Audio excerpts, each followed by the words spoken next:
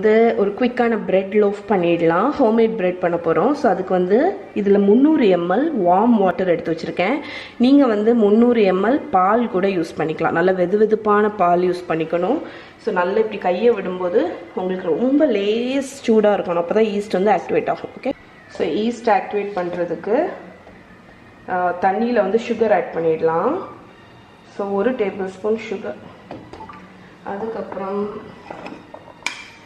1 teaspoon east, நல்ல try east add பண்ணிக்கோங்க.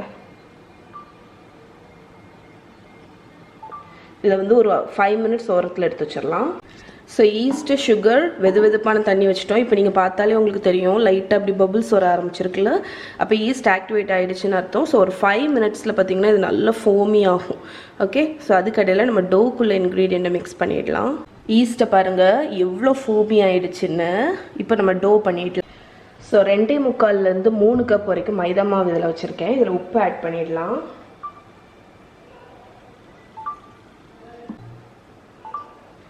இதே ஈஸ்ட் மிக்ஸ்சரில் வந்து 1 முட்டை உடைச்சி ஊற்றிடுங்க. அதை நல்லா மிக்ஸ் பண்ணிக்கலாம். ஸோ இதுதான் நம்மளோட வெட் இன்க்ரீடியன்ட்.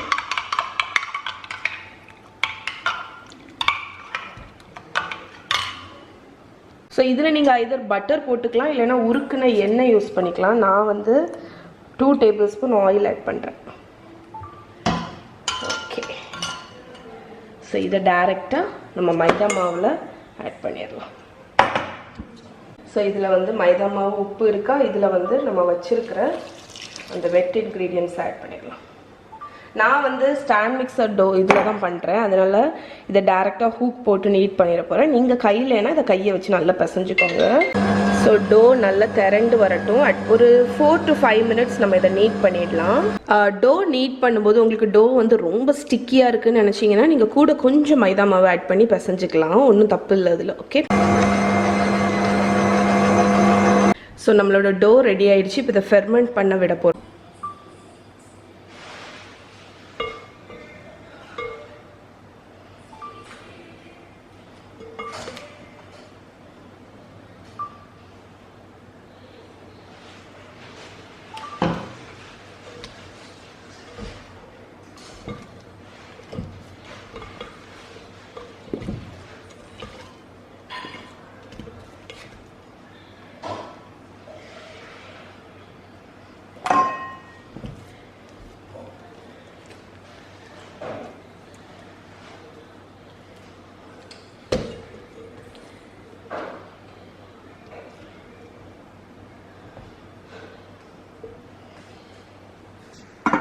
ஸோ நான் இன்றைக்கி இந்த ப்ரெட்டை வந்து இந்த லோஃப் பேனில் தான் பண்ணுறேன். இதுக்கு வந்து ஒரு லிட்டு இருக்கும், க்யூப் லோஃப் பேன்னு சொல்லுவாங்க.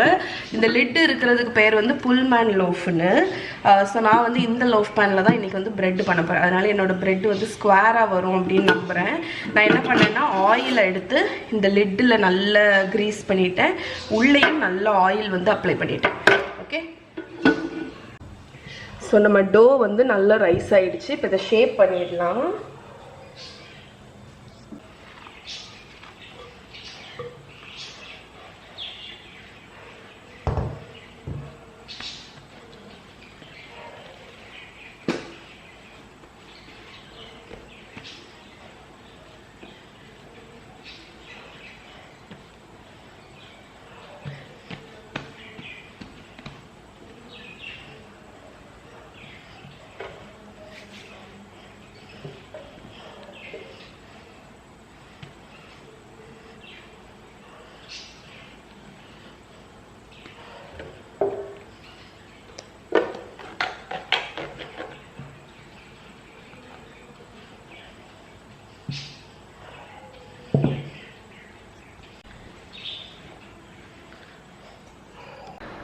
ஸோ இந்த புல்மேன் லோஃப் வந்து உங்களுக்கு க்யூப் ஷேப்பில் கரெக்டாக ஸ்கொயர் மாதிரி வரணும்னா இதை வந்து நீங்கள் ரைஸ் பண்ணும்போது ஆல்மோஸ்ட் ஒரு 1 இன்ச்சு வந்து கேப் இருக்கும்போது நீங்கள் இந்த லிட்டை போட்டு மூடி பேக் பண்ணணும்.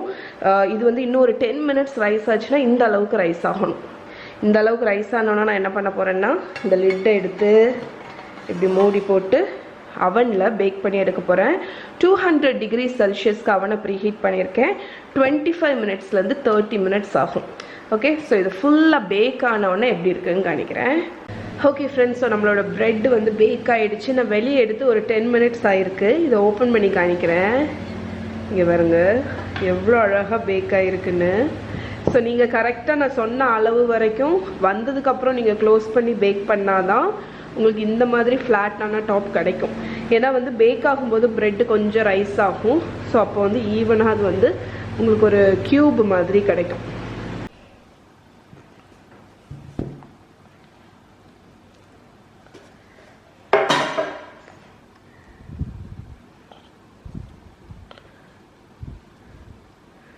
ஸோ எவ்வளோ பர்ஃபெக்டாக இருக்குது பாருங்கள். ஸோ இது கம்ப்ளீட்டாக கூலாக விட்டுருங்க இந்த ப்ரெட்டை. ஏன்னா வந்து கூலானதுக்கப்புறம் நம்ம ஸ்லைஸ் பண்ண, ஆக்சுவலி இது கொஞ்சம் கூலானதுக்கப்புறம் நான் அன்மோல்ட் பண்ணியிருக்கணும். இல்லாட்டி சைடில் இருந்தெல்லாம் அந்த ப்ரௌனிங் வந்து கரெக்டாக இருந்திருக்கும். பட் இந்த ப்ரெட்டை நீங்கள் கம்ப்ளீட்டாக கூலாக விட்டுருங்க. கூலானதுக்கப்புறமா ஸ்லைஸ் பண்ணுங்கள். ஓகே,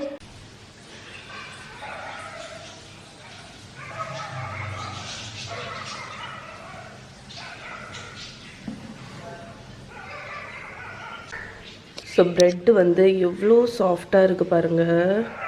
அவ்வளோ சாஃப்டாக இருக்குது. உங்களுக்கு பர்ஃபெக்ட் சாண்ட்விச் ஸ்லைஸு, நல்ல ஸ்கொயராக நம்ம கடையில் வாங்குகிற மாதிரியே இருக்குது பாருங்கள். சூப்பராக இருக்குது. ஸோ இந்த ப்ரெட்டு பேனோட லிங்க் நான் கீழே கொடுக்குறேன். புல்மேன் லோஃப் பேன்னு. ஓகே, ஸோ இப்போ நம்ம வந்து நெக்ஸ்ட் ஸ்டெப் என்னென்னு பார்த்துடலாம். ஒன்று மட்டும் நீங்கள் வந்து நோட் பண்ணிக்க வேண்டியது வந்து ப்ரெட்டை வந்து ஸ்லைஸ் பண்ணும்போது ப்ரெட்டு கம்ப்ளீட்டாக கூலாக இருக்கணும். ஸோ அட்லீஸ்ட் ஒரு 2 ஹவர்ஸ் அது அப்படியே கூலாக விட்டுருங்க. அதுக்கப்புறம் ஸ்லைஸ் பண்ணால் தான் உங்களுக்கு இந்த மாதிரி க்ளீன் ஸ்லைஸ் வரும்.